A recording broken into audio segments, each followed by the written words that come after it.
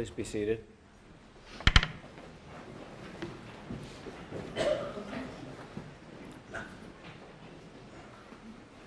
Good afternoon and welcome. Thank you for being here. We're gathered today to celebrate, honor, and pay our respects to Ladene Nichols Walker. Thank you for being here.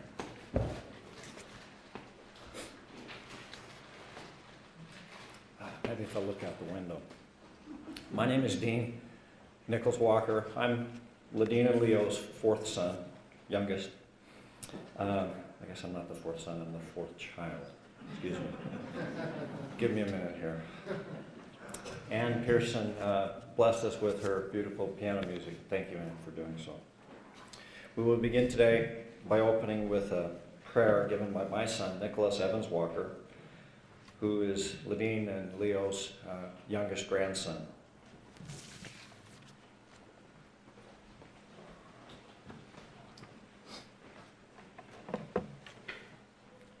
Our dear Heavenly Father, we thank Thee for this day, and we're gathered here today to honor our sweet mother, grandmother, and friend, Ladene Nichols Walker.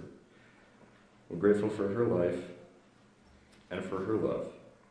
We're grateful for our family and the relationships that we share. We're thankful for the opportunity we have had to spend time with Granny and for the blessing of her good health for all these years. We thank Thee for giving us these last few years to be with her. We pray for Thy Spirit to be with each of us, that we will be comforted at this difficult time. We pray that we may feel peace in our hearts and that we may be strengthened as we proceed forward with our lives. Please bless us with Thy Spirit today during this service, that as we honor Granny, we may remember her loving spirit. Please bless us with the ability to preserve these memories of her in our hearts as we go forward, that she may always be remembered. And we say these things in the name of Jesus Christ. Amen.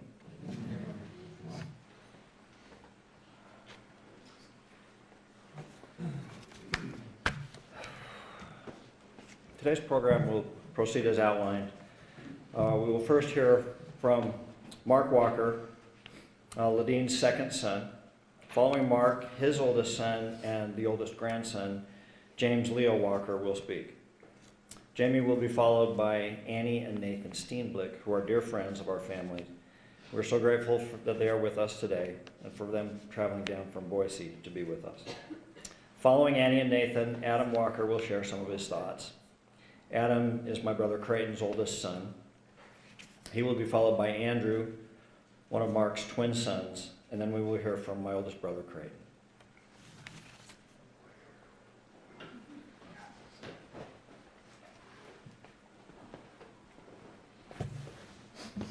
Whoa. Boy, oh boy. Here we are today. I want to thank everybody for coming here today and a nice turnout for Mom. It's a sad day, but it's a good day because that we're all here together to celebrate Mom's life. So I think that she would really appreciate the celebration, and the celebration of life we had last night here at Starks was really a great occasion. And she would have really loved how everybody came together to honor her. The first thing is, I want to acknowledge my sister, Milena. Milena, she really has really stepped up. In 2012, when it was time for Mom to leave Park City and sell a house on Payday Drive, Lena stepped up, offered her house and said, Mom, you come live with me, and offered her house for Mom to come down there, for them to live together. And it worked out so well because Mom provided Lena with the companionship, and Mom provided Lena with the companionship, and they got us along so well, complimented each other, And Melena took such good care of Mom, especially near the end. My mom was going down. Lena was there for her and really took care of Mom and made that painful process so much better for Mom. And I know Mom really loved having Lena there to take care of her. So that was very special, Lena. Ladene Nichols Walker, Granny Chick. I always called her Mom, but she got the name Granny from my oldest grandson, Jamie, when he came along. And wanted to call, he didn't want to call her grandmother or grandma or any of that stuff. Gave Mom the name Granny. Well, it stuck. And then my brother Crayton, when he was a teenager, he thought it'd be really cool to call Mom Chick, because she was so cool. So Dave Harmon and Crayton started calling Mom Chick. Well, it stuck.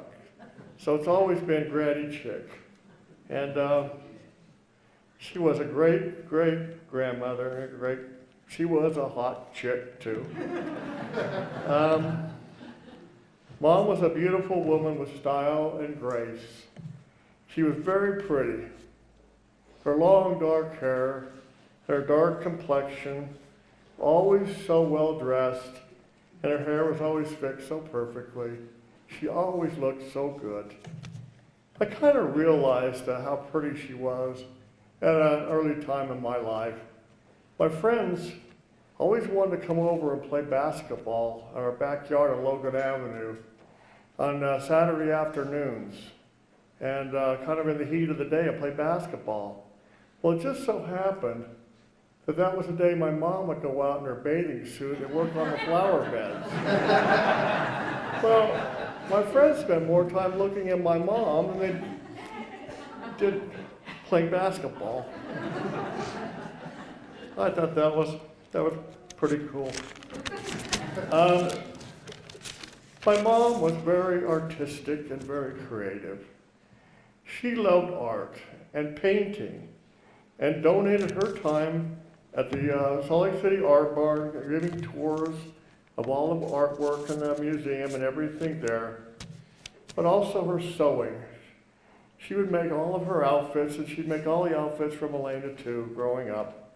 And she was so talented at making things. And also my mom was a great knitter. She would knit everything. And we always looked forward every year at Christmas time because Granny would knit us all a new ski sweater. And that was pretty special too. But Mom's real expression of her art was every day as a gourmet cook. She loved to cook, and she loved to go shopping, to pick out all the food, prepare the food, cooking the food, and the presentation was always a beautiful work of art. And she, every single day, she would create another fantastic meal. It was always so good. And it's just Mom gave us all a distinction of being foodies, because we all love food because of Mom's great cooking. So now all of us love to cook too, and we love to try to fix Mom's recipes as well as she could. But Mom would make everything from her homemade chicken noodle soup to a Thanksgiving dinner, and it was all so good. I called my mom every morning to start each day. It was really special to me to talk to her first thing. And I would call her and she would always say, "Hello, how are you today?" I'd say, "I'm okay, Mom, how are you doing?" And we would talk. We talked about everything. Some mornings her voice was a little crackly and it was hoarse or whatever. And I said, "Mom, you got to get your voice warmed up. You got to start talking." And so this is a great way to start the day. We talked about everything, and it was very, very meaningful for me to call my mom every morning and talk to her and start each day. I also have this note that my mom wrote to me this last year. And I want to read it to you because it really expresses what a great mother she was and her feelings for me. It's very special.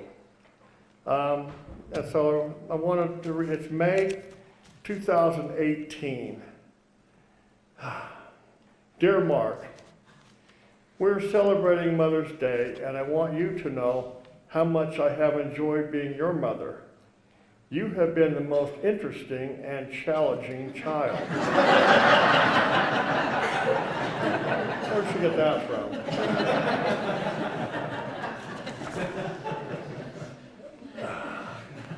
Didn't we have fun growing up on Logan Avenue, dropping Valentines in the wet gutter, learning to ski with Ernie's good lunches, the boat and Lake Powell, Bear Lake at the Larsons, and trips to Mary and Fred's at the beach. I love recalling all of it.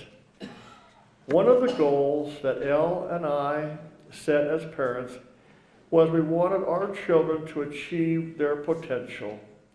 That was not easy with you because you didn't walk in anyone else's footsteps.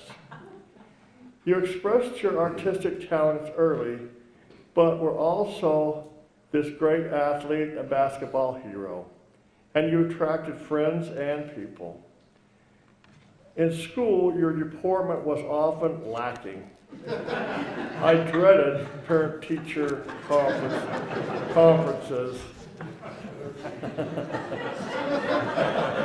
I always told Mom that they had me mixed up with somebody else. Although you always got good grades, it was hard to keep you on track, and we didn't know what that track would be.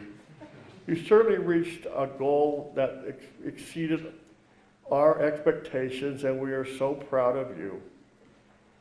The time spent with you in Park City was especially meaningful, memorable, and I could never have taken care of Elle without your help.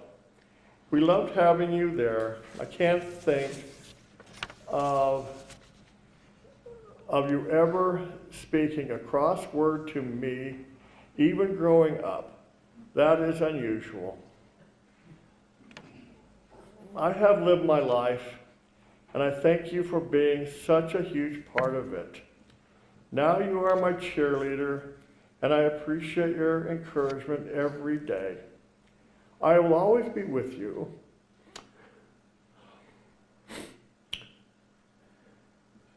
Look closely at your side.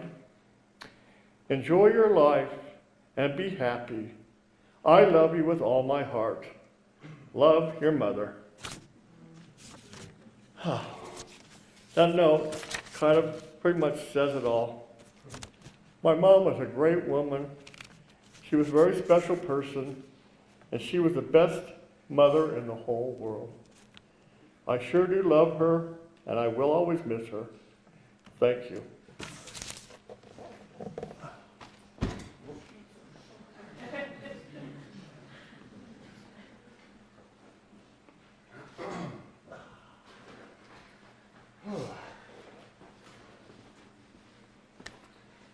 Well, good afternoon. It's great to share a few laughs there, Dad. It definitely summed up. Again, my name's James Leo Walker. I'm very proud to have Leo as part of my name, but I'm even more proud to have been born into such a young family. Both Granny and Grandpa were younger than me than I am today when I became a walker. So very quickly, I learned the art of competitive eating between Hoover 1 and Hoover 2, Dean and Mark. Granny taught me manners, slow down. It was always fun to try to beat Dean home also after school, coming home from Dilworth, racing home to have Granny's treats. I'm not sure how many she made, but I'm glad she made extra because chocolate pudding day was always a very competitive, heated exchanges between Dean and I on that one. So, I'll get my thoughts together here. There are certain events in your childhood that are so impactful, so powerful that it impacts your character for the rest of your life. And I'd like to share one of those memories with you right now about Granny. This memory begins, I was 5 years old and I found myself in the Park City Ski Academy. And needless to say, I was not a very good student. Between running into all the other kids, crying and whining, going to the bathroom too many times, it got to the point where I was actually left behind on the ski hill, with the bindings wrapped around my ankles, wallowing in self-pity. As I was sitting there, I looked up at the top of the hill, and I saw a skier in a beautiful, bright yellow one-piece ski outfit with the colorful scarf trailing behind. It was definitely an image of grace and beauty, and this skier was coming towards me. It was Granny. Thank goodness. Granny to the rescue. Finally, I'll be able to get warm. She'll take me for a little cup of cocoa and get me off of this darn hill. Instead, I found myself on the gondola, scared to death. We get to the top of the mountain. Granny looked me in the eyes and said in a tone that I had never heard before, "I don't care if you ski or you sit on your butt, but you're getting down this mountain. Follow me." I didn't dare cry or whimper or whine, and I did go down on my butt most of the way. And my bindings stayed on there. I was happy about that. But I made it to the bottom, and Granny came up to me. She put her arm around me, and she said, "Look at what you did. You made it down that mountain all by yourself." We all face many mountains and challenges in our life. Granny's courage, her determination, her love, and her true kindness towards others will always be close to my heart and continue to guide me down many mountains. I love you, Granny. Thank you.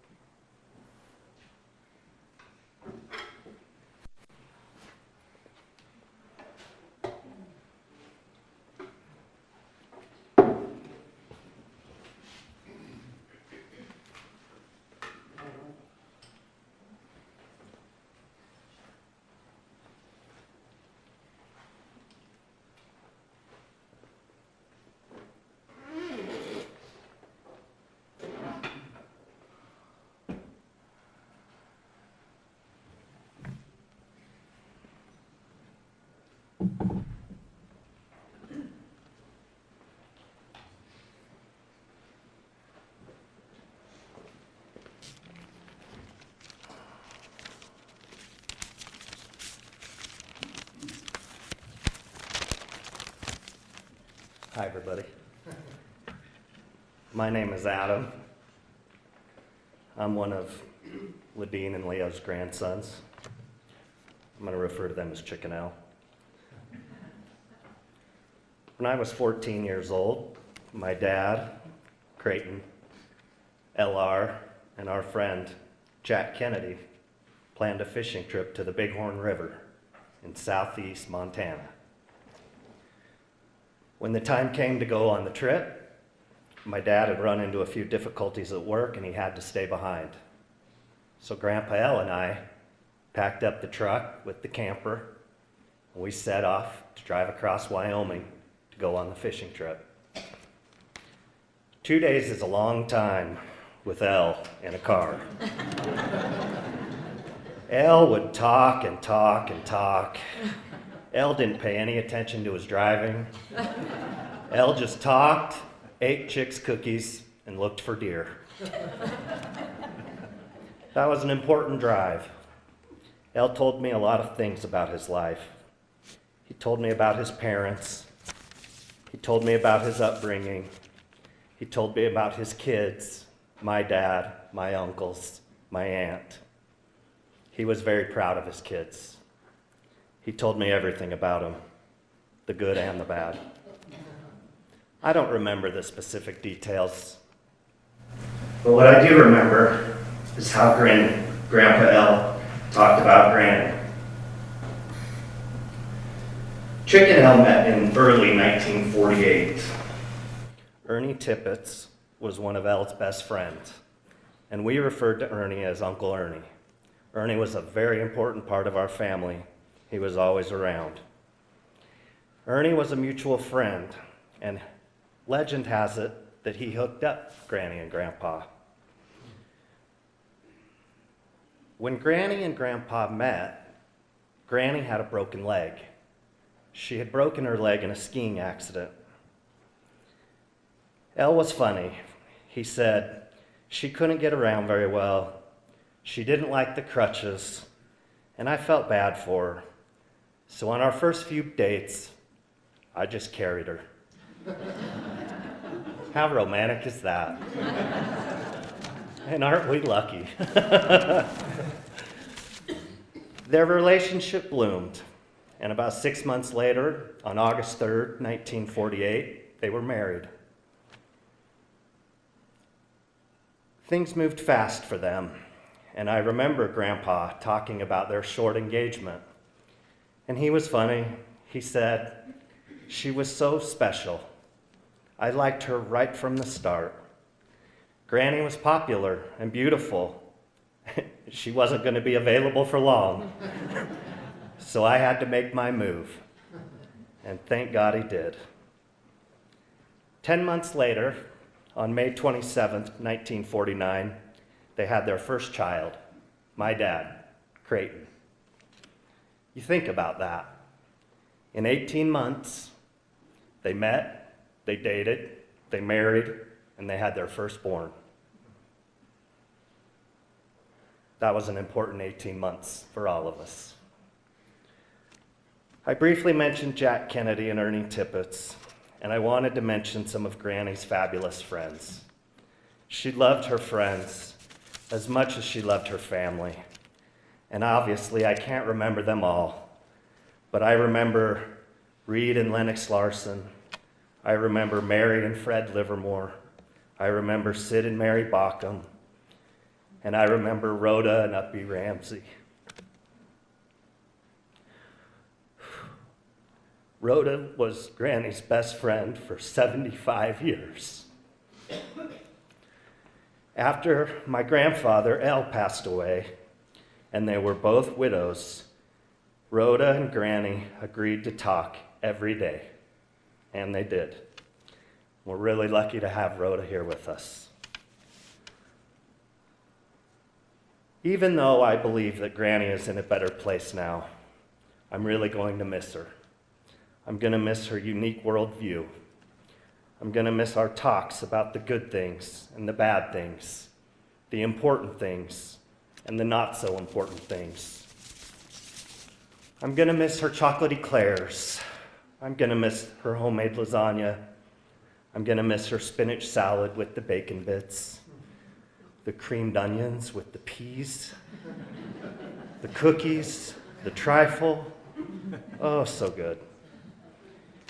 Granny was an amazing person, and we should all strive to be more like her. She was smart, she was active, fun, inquisitive, humorous, generous, thoughtful. She was nurturing, she was cultured, she was artistic, and Granny liked yoga. She was balanced. Good job, Granny.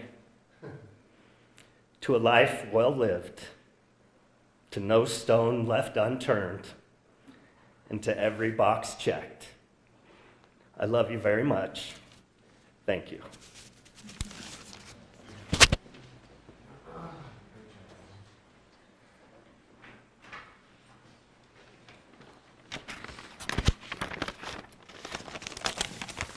One thing Dad forgot to mention is, and Granny loved telling the story, is Granny mentioned to us kids that on Dad's 6th grade report card, it said that he was not only loud, but rude.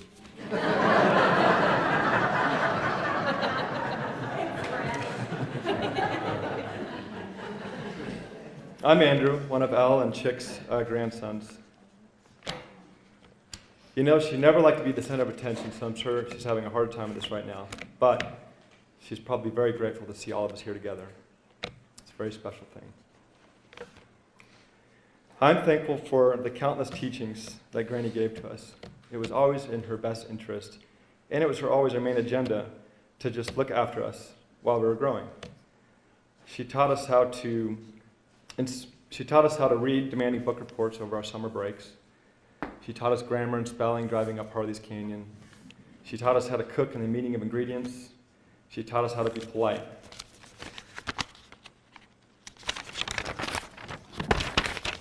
And I have to include Grandpa L here because he was always such a good teacher and mentor for us as well. Granny and Grandpa were such a big part of all of our lives, and they were such a good pair. You know, they were married for 62 years, and they were the definition and the example of a healthy, loving relationship. 62 years, how they go by in a blink. I always respect and admired Granny's integrity and strength when she lost Grandpa Al.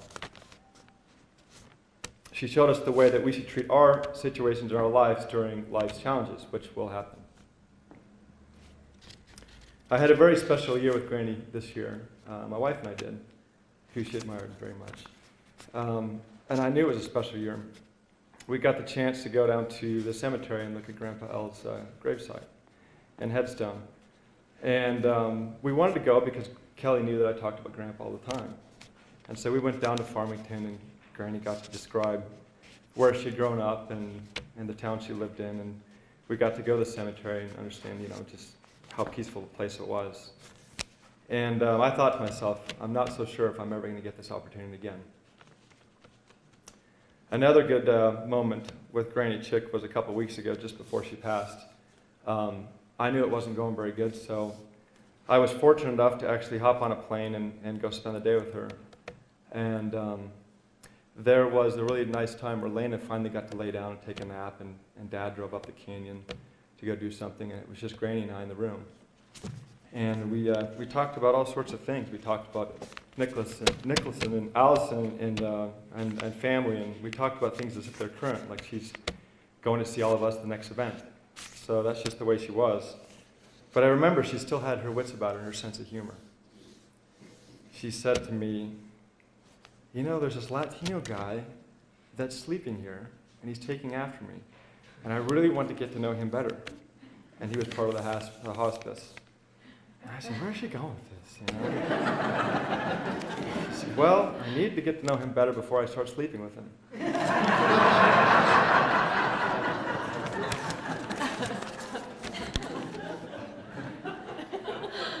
So that night, my flight kept getting delayed. In fact, it got delayed till about 11:50 that night due to snow. And so, again, I was very fortunate to get to have a dinner with her. And she perked right up. She had a glass of red wine. She talked to us. We got to extend our conversation, and it was just a special time.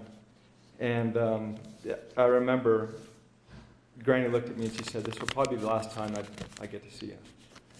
And Lane and Dad were out of the room, so it was just Granny and I. She, held my hands and looked me in the eyes, and she said these 3 things that I'll never forget. She said, "Love your marriage, be happy, and love life." And Granny and Grandpa L were the example of a great marriage. She really loved her life, every minute of it. And she was happy. So I'll always remember those 3 things. And I know Granny Chick right now is saying at this moment, "I wish you all have a life as fortunate as mine, where you could wake up in the morning and say, 'I don't want anything more.'" I love you, Granny.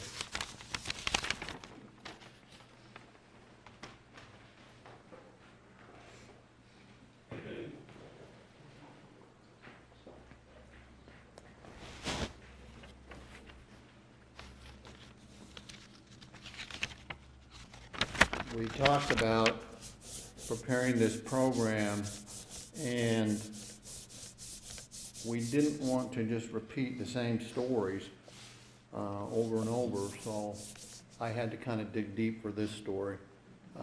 Not too many people know this story. But first of all, I have to say thank you for all attending today, and thank you for those that came last night and aren't here today. And it was really nice to see many of our neighbors and friends on Logan Avenue. The Harmons, the Larsons, the Bachams, the Nashes. And about 2 weeks ago, I called my mom in the morning. I would usually call after my brother had called. If I called in the morning and I got a busy signal, I knew my brother was on the phone. And so then I would just call back. And a little while later, and I'd say to my mom, I said, "Well, were you talking to Mark?" And she'd say, "Well, yes, I was, but he had a little bit more to say." So anyway, about 2 weeks ago, she told me, she said, "Well, I had a good visit with Lennox last night." And Lennox was our next door neighbor. And she didn't tell me what they talked about, but she was very pointed in saying that she had a nice visit and wasn't that good. And I says, "Well, great, Mom." I mean, she didn't say she talked to my dad or anything. She talked to Lennox. And so there you go. To me, my mom has always had the nickname of Chick, and then it became Granny Chick. And I was probably the one that gave her this name. I named a bunch of different things, and then my dad started calling her Chick too. And after that, and then Dave Harmon started calling her Chick, and then pretty soon more people were calling her Chick. But you usually had to be kind of in our inner circle or family to call her Chick. But as time went on, more people started to call her Chick. And when the grandkids came along, she was Granny Chick. And my mother used to lay out in the backyard in our house on Logan Avenue, and she would lay on a chaise lounge in a 2-piece bathing suit, and this was in the 1950s. This wasn't a bikini, but it was a pretty revealing bathing suit. She was probably using the same bathing suit my brother was talking about when she was doing the gardening. And she'd put baby oil on herself and then just lay out there and get a suntan. And so much for sun exposure and UV rays. And I always kind of wondered, why was she doing this? Because she was already suntan and kind of brown anyway. And as the summer went on, she looked more like a girl on the billboard advertising copper-toned suntan lotion. And when I was 5 years old, she took me up to her friend's house and swimming pool, Gertrude Howard. And Gertrude Howard lived in a large house on Crestview Drive, which is up at the end of Virginia Street. It was the last house on the last street on the hill by Shriners Hospital. And this was before all the building above Shriners Hospital. And we were up at the pool with her girlfriends, and she was talking and getting another suntan. And I remember thinking I was going to dive in the deep end of the swimming pool, even though I didn't know how to swim. And I told my mom about my idea of diving in the pool, and I don't think she took this seriously because she knew I couldn't swim. Well, after a while up at the pool, I decided it was time to jump in, and so I jumped in and immediately sunk to the bottom of the pool.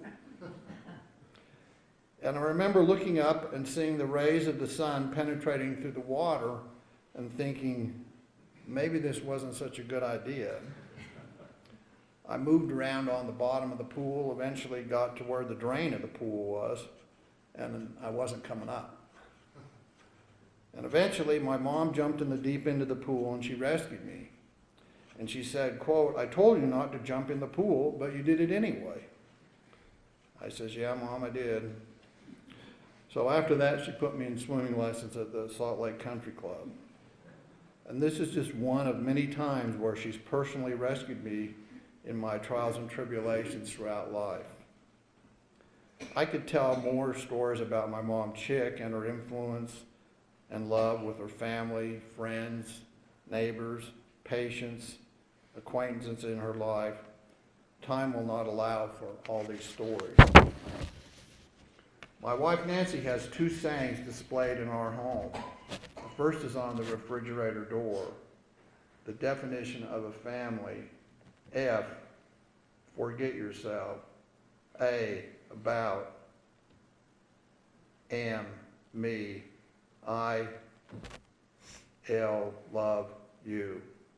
This is how my mother conducted her life.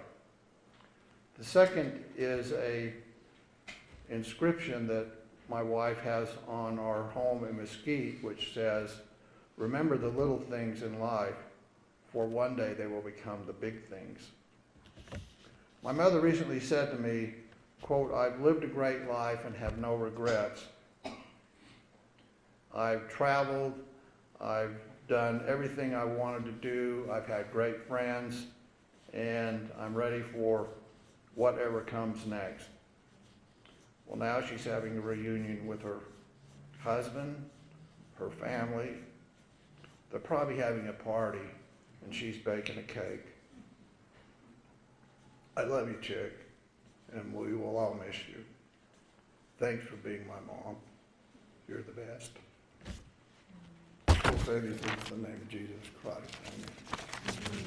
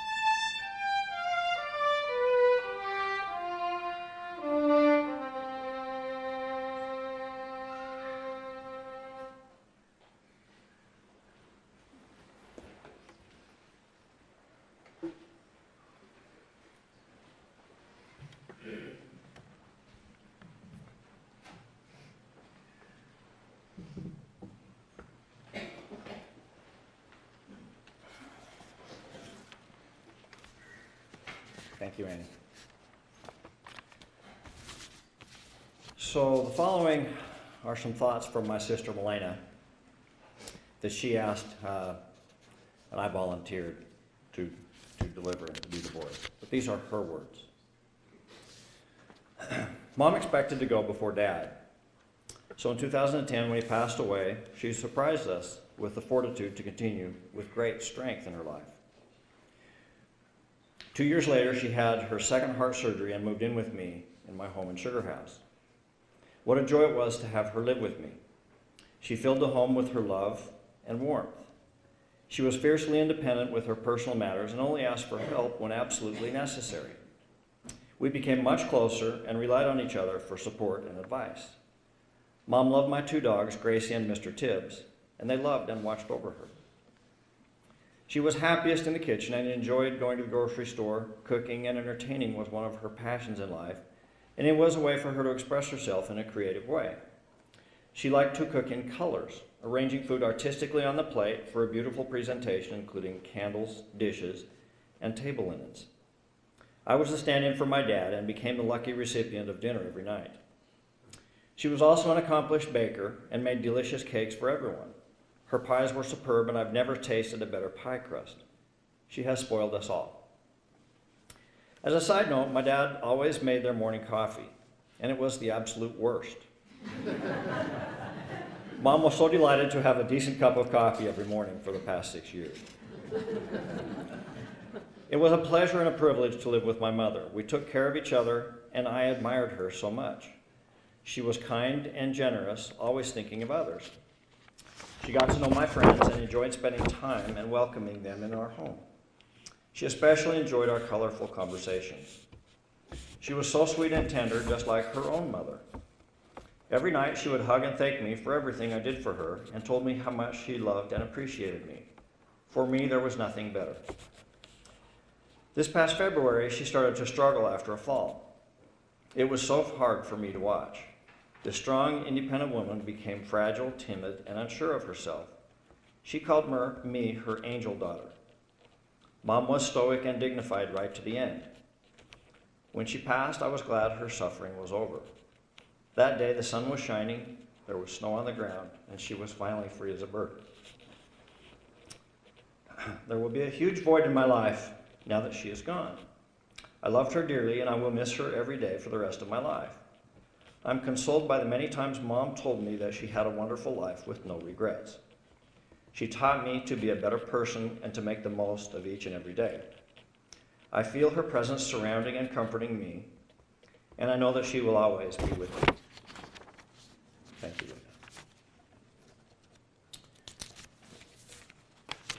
Prior to my remarks, a couple of things, housekeeping sort of things. I need to again express thanks to so many people for a lot of things.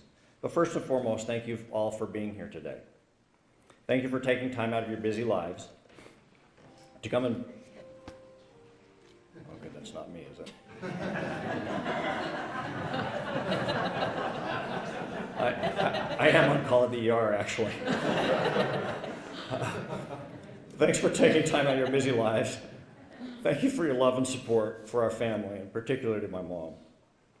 Thank you to those who have participated today, especially the grandchildren. What a great legacy you guys are to my grandparents. You're direct evidence of the fact that Mom and Dad have left this place, this world, a better place than the one that they found. It's an honor to stand amongst you guys and girl. Thanks again to our dear friend Ann Pearson for sharing, there you are, Ann, for sharing your musical talents with us. And particularly to Annie and Nathan and their mom Erin for coming down from Boise to be with us. And Jim and Ann, thank you for sharing your grandchildren with me and Deanne. Deanne and I don't have any grandchildren yet, but Erin's kids are as close as we got, and we love them. And thank you to the Starks Funeral Parlor. Shayna and her crew have been amazing to work with, and they have helped us negotiate this difficult time with ease, and it has been wonderful to work with them. And lastly, I'd like to express a special thanks to my big sister. Lana, just like Mark said, you've made this last 6 years with Mom a great time for her. You've helped her negotiate this tough time with ease, and particularly these past several weeks. She couldn't have done it without you, and neither could the rest of us have either. Following my remarks, Brian Walker will offer a closing prayer. And after Brian, I will turn the time over to Shayna Starks, who will tell us how to negotiate the exit strategy, and as far as traveling to the cemetery in Farmington for those who are going to do that. I'd like to conclude by sharing a few thoughts that I have about my mom. Mom helped me try to see the beautiful things in the world and in the world that surrounds us. And I'll never forget when I was younger, when we'd be driving on a road trip someplace or maybe to a hockey tournament, Mom would always point out the flowers growing on the side of the highway, or perhaps the beautiful colors as the sunlight hit the side of the mountain. And she would tell us, you have to stop and smell the flowers. His training at a young age has helped me in many ways as an adult. It helps me to perhaps not live life with such a narrow focus that I miss the bigger picture, which is sometimes something that I have a hard time doing. And I think of my mom every time I'm driving along and I look out and see the sunset or see the beautiful colors on the mountainside or whatever. I will always think of Mom. I have always, and I still will. My mom always tried to help me to be a better person. She has always been the captain of my fan club. But at the same time, she instilled in me at a young age that I was always capable of putting forth perhaps more than an average effort. For example, when I was in 3rd grade, I got a C in handwriting. She didn't like that. And she helped me work on trying to correct my terrible handwriting. Unfortunately, I don't think neither of us had much success in that. But she helped me work on it, and she helped me learn from a young age that there was always room for improvement. Perhaps a better example happened when I was in high school and I was playing hockey. Some of you may remember the old Hygeia ice rink in Sugar House. It basically was an outdoor rink with a tin roof over the top. Back in those days, the board, the glass on the side of the boards, you know how we have nowadays, well, it wasn't glass, it was a screen. It's like a fence. And the parents, family, and so forth would usually just stand along the side of the boards. They wouldn't, the bleachers were metal and were basically outdoors, and so were really cold. So nobody sat in the bleachers. Everybody just stood along the side of the rink. So my mom was standing on the side of the rink one day while I was playing a game, and I got checked by another player into the boards right there in front of my mom. And I don't remember the details. I don't remember if it hurt or if it was a cheap shot or the exact details, but needless to say, I expressed to this competitor on the other team my feelings regarding his ability to play hockey and perhaps something about his lineage, I don't remember. But it wasn't in a language that you would really want your mom to hear. So that night, I got home, and my mom was right there in front of me, right there, right there next to me, as close as Deanna is to me right now, right there. Well, I got home that night, and Mom was sitting there at the kitchen table, the round white kitchen table, and looked up at me, and she basically said in no uncertain terms that type of language was not to be tolerated. And if I kept it up, I wouldn't be playing hockey anymore. Mom always expected more out of me than I was putting forth. And I've tried to work hard. Last story.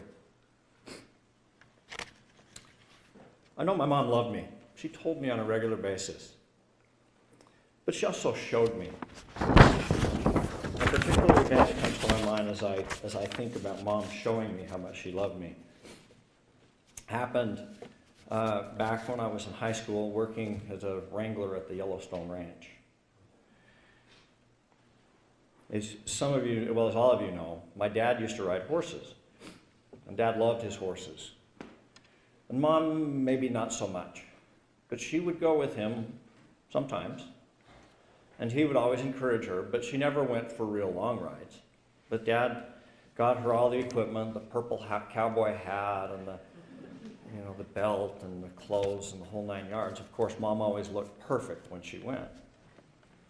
So one summer while I was working at the Yellowstone Ranch with my buddy John Bauckham, our moms came up to be with us. And the plan was we were taking a group up on the mountain, and our moms rode half of the way, and then the plan was for them to turn around at the halfway point, have lunch with us, turn around and ride back to the cabins. And those of you who remember Mary Bauckham will know what a horsewoman she was. So the day comes and we get on the horse, and this is an all-day adventure on the horses, which my mom was not accustomed to doing. And oh, by the way, it was raining the whole day.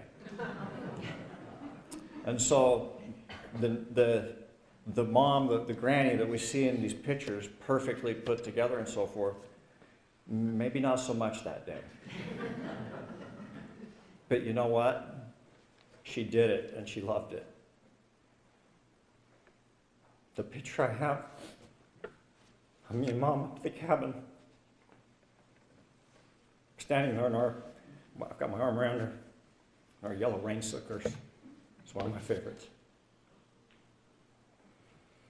I'm so grateful for the past 8.5 years that we've had Mom with us since Dad passed away. I think we all feel like it was borrowed time.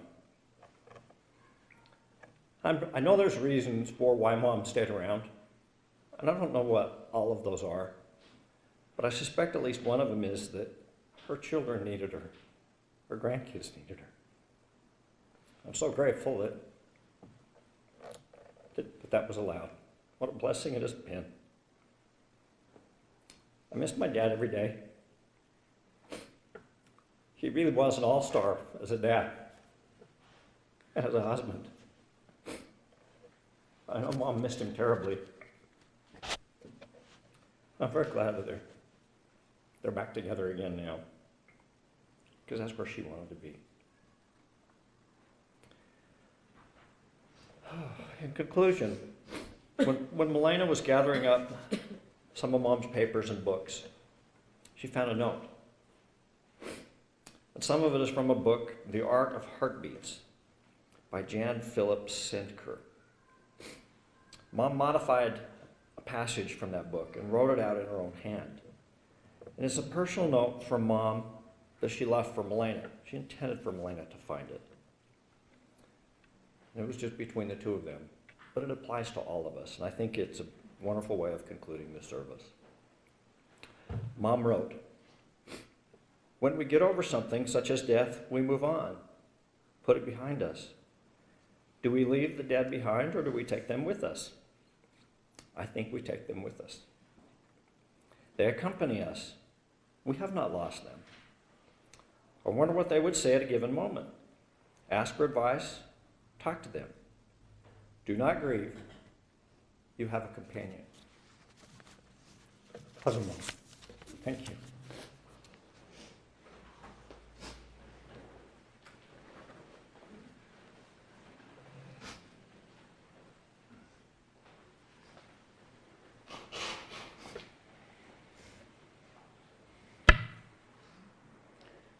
Our dear kind Father in heaven, we're so grateful to be gathered here today as friends and family to commemorate and celebrate the life of this wonderful woman, Granny Chick.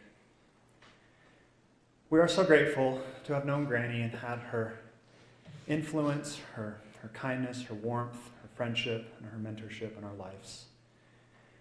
Please bless us, Father, that we will carry her memory in her honor. We will carry a part of her with us each day, and we will remember her fondly, the good times that we had together as a family. Father in heaven, please bless our family, that we will have peace in our hearts. We can remember Granny Chick in a way she would be proud of us.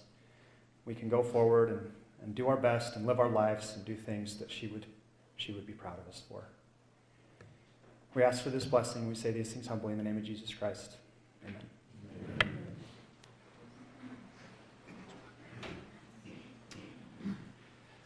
Hello, thank you.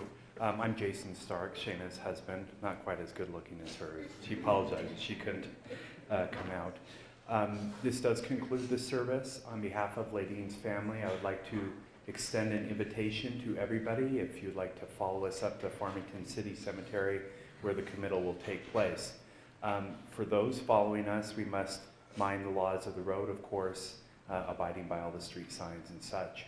If you do wish to follow us, the direction we'll be going is we're going to go northbound here on 900 East to 3300 South, and then west on 3300 South to 7th East, again turning north to the I-80 interchange.